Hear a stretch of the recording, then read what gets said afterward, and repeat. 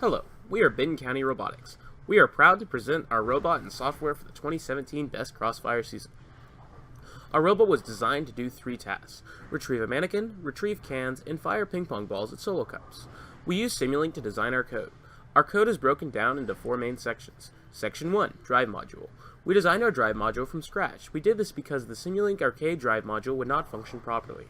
Our arcade drive works by adding inputs 4 and 3 for the left motor, and for the right motor, we subtract input 4 by input 3.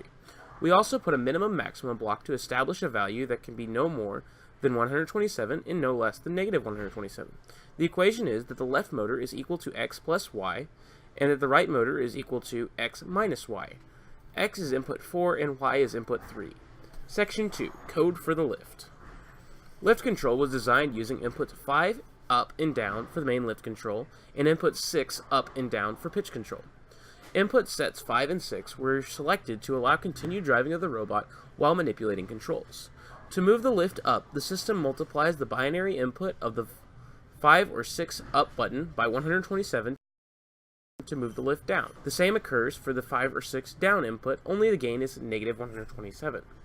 These inputs are added and used as the output value for the motor. The equations for this system are 5u plus 5d equals main lift motor output, and 6u plus 6d equals the pitch motor output. Section 3, Shooter Positioning.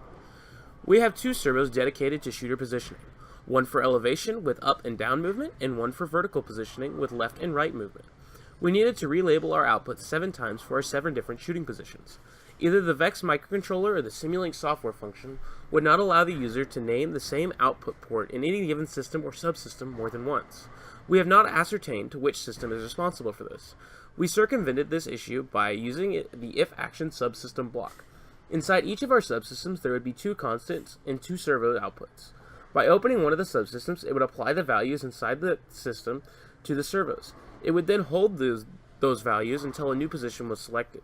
Section 4, Auxiliary Control. An auxiliary control system is necessary because BEST supplies only 4 drive motors and 4 servos.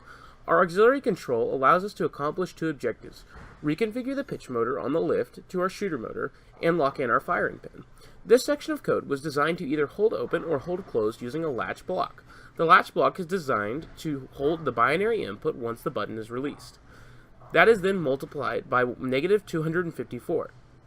Next, this is added to a constant of 127, where the value is finally split to 2 servos for a total of negative 127 to each servo. Thank you for your time and attention.